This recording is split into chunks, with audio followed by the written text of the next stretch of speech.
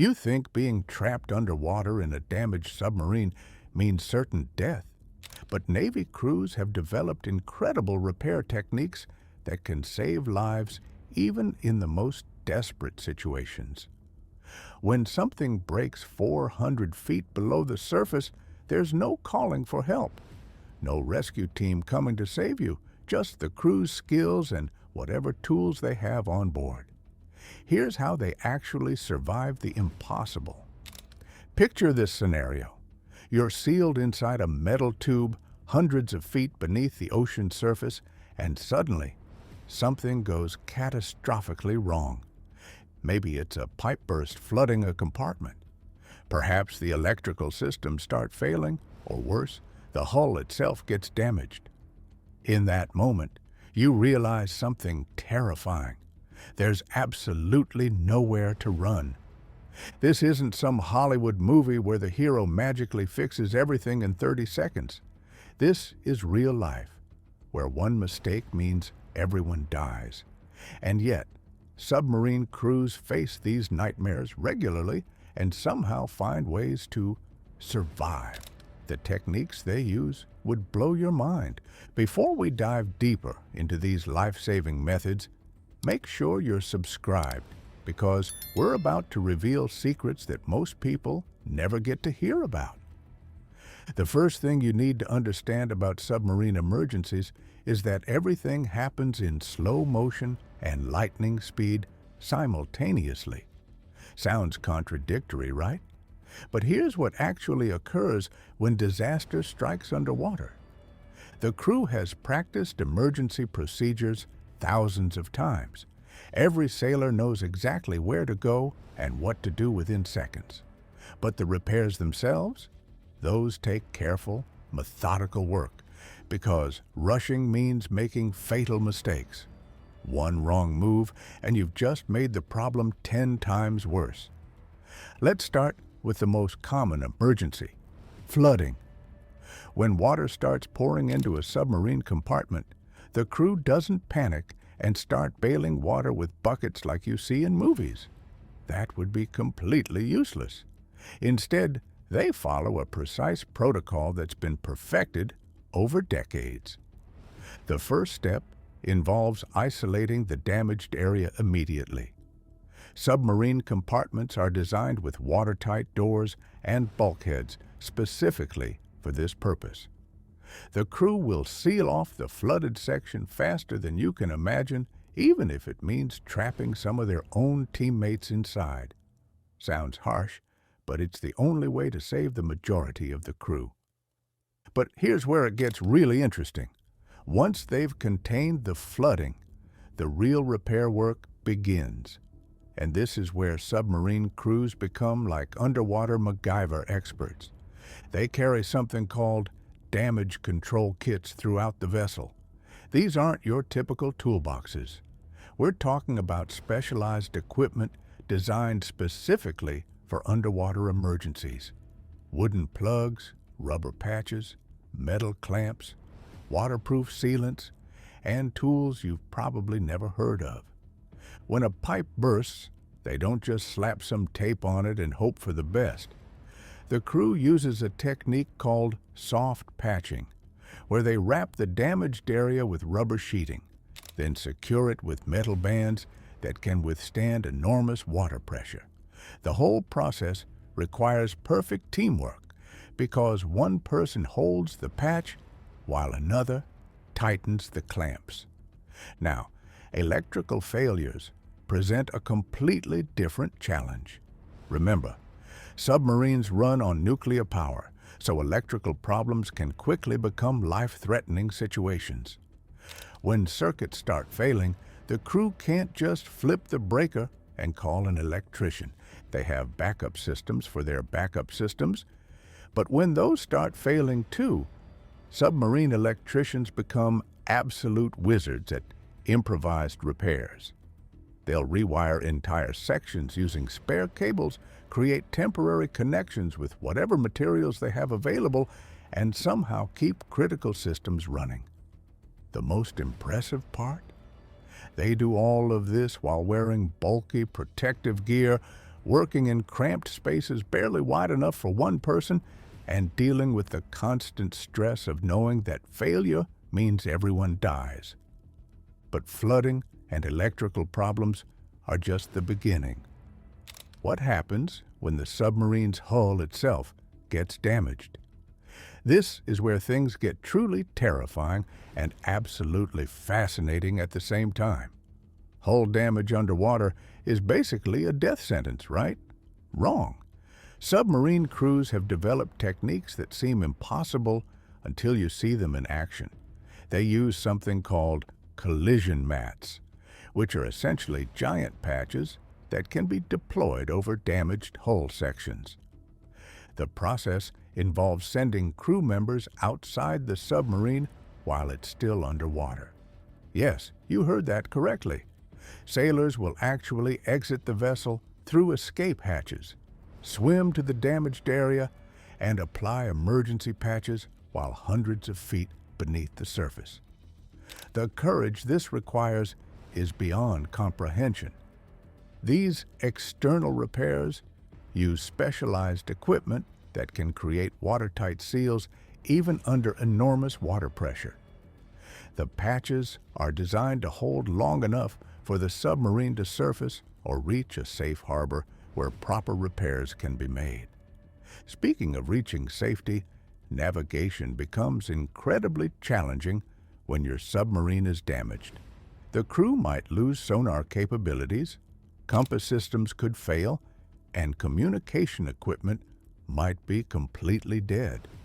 So how do they find their way to safety? Submarine navigators are trained in something called dead reckoning, which is basically navigating by feel and experience. They use backup instruments, calculate their position based on time and estimated speed, and somehow manage to guide a damaged vessel through underwater obstacles to reach the surface. The psychological aspect of these repairs is just as important as the technical skills. Imagine working on complex repairs while knowing that the ocean is literally trying to crush your submarine like an empty soda can. The water pressure at depth is so intense that even tiny mistakes can cause catastrophic failures. Crew members have to maintain perfect focus while their adrenaline is pumping and their minds are screaming about the danger they're in. This is where all that training pays off. They've practiced these procedures so many times that their hands know what to do, even when their brains are overwhelmed by fear. Temperature control becomes another critical factor during emergency repairs. Submarines maintain very specific internal temperatures, but when systems start failing, the environment can become unbearably hot or dangerously cold. Crew members might be working on delicate electrical repairs while sweating profusely or trying to handle tools with numb fingers. The air quality also deteriorates rapidly during emergencies. Ventilation systems might be damaged, carbon dioxide levels start rising, and oxygen becomes precious. Repair crews have to work efficiently, not just to fix the immediate problem, but to restore life support systems before the air becomes unbreathable. Food and water supplies take on new importance during extended emergency repairs. If the submarine can't surface for days or weeks while repairs are ongoing, the crew has to carefully ration everything. But here's something most people don't realize. The cooks often become crucial members of the repair teams because they know where every supply is stored and how to stretch resources. Communication during repairs requires incredible coordination. Remember, submarines operate in complete radio silence most of the time. But during emergencies, the crew needs to coordinate complex repair operations while maintaining operational security. They use internal communication systems and hand signals to direct repair efforts without compromising their position. The tools available for repairs are limited to whatever's already on board. There's no running to the hardware store when you're 500 feet underwater. So submarine crews become masters at improvisation. They'll use cooking utensils as specialized tools, repurpose equipment from one system to repair another, and create solutions that would impress professional engineers. Medical emergencies during repairs add another layer of complexity. If someone gets injured while working on critical repairs, the crew has to continue the work while also providing medical care. The submarine's medical officer might be simultaneously treating injured crew members and helping with repair operations. Time pressure makes everything more intense. Some repairs have to be completed within minutes, or the situation becomes hopeless. Other repairs might take days of continuous work.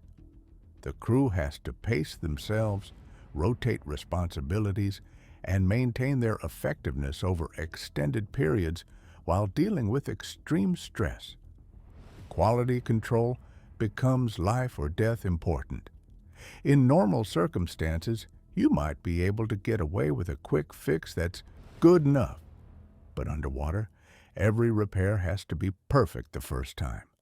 There are no second chances when you're trapped beneath hundreds of feet of water. The success rate of these emergency repairs is actually surprisingly high. Submarine crews are so well trained and their procedures are so refined that most emergencies are resolved successfully. But the ones that don't work out never make it back to tell their stories. Training for these scenarios never really ends. Even experienced submarine crews constantly practice emergency procedures because new situations arise and techniques are always being improved. They run drills that simulate every possible type of damage and failure. The equipment itself is designed with repairability in mind.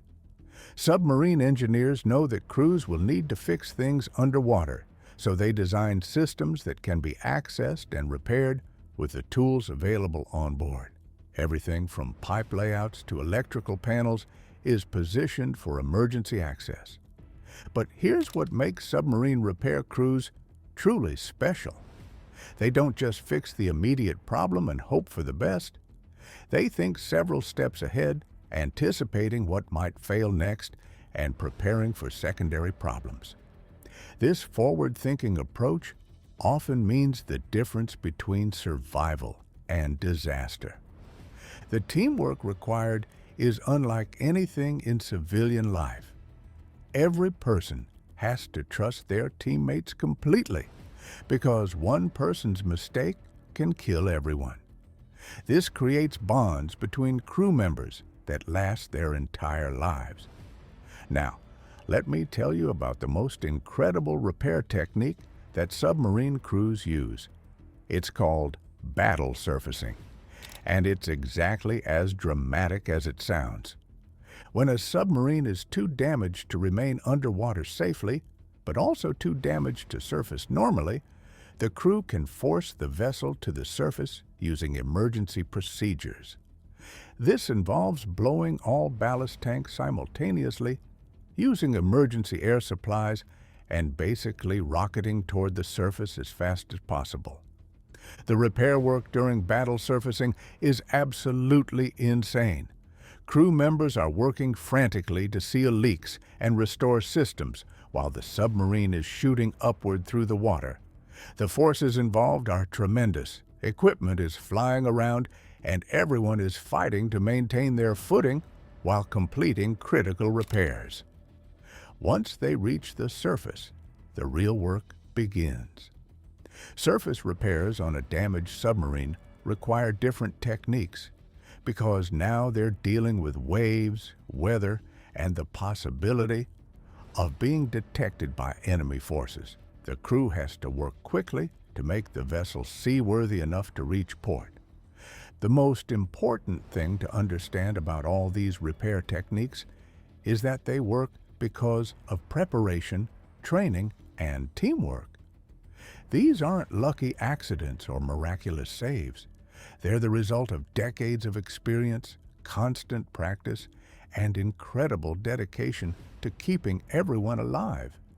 Every submarine crew member knows that their survival depends on everyone else doing their job perfectly. This creates a level of mutual dependence and trust that's rare in any other profession. When disaster strikes, they don't hesitate to risk their own lives to save their teammates. The psychological preparation is just as important as the technical training. Submarine crews are taught to remain calm under pressure, think clearly during emergencies, and never give up even when the situation seems hopeless. This mental toughness often makes the difference between successful repairs and catastrophic failure. So there you have it. When submariners get trapped underwater with critical damage, they don't just sit there waiting to die. They use decades of refined techniques, incredible teamwork, and specialized equipment to perform repairs that seem impossible. From patching hull breaches while swimming outside the submarine to rewiring electrical systems in complete darkness, these crews have mastered the art of underwater survival. The next time you hear about a submarine emergency, remember that behind every successful rescue are sailors who refuse to give up, even when trapped hundreds of feet beneath the ocean's surface. Their training, courage, and ingenuity turn what should be death sentences into survival stories. If you found these submarine repair techniques as fascinating as I did, make sure to subscribe and hit that notification bell. We've got more incredible military survival stories coming your way. What other extreme survival situations would you like us to explore? Let me know in the comments below.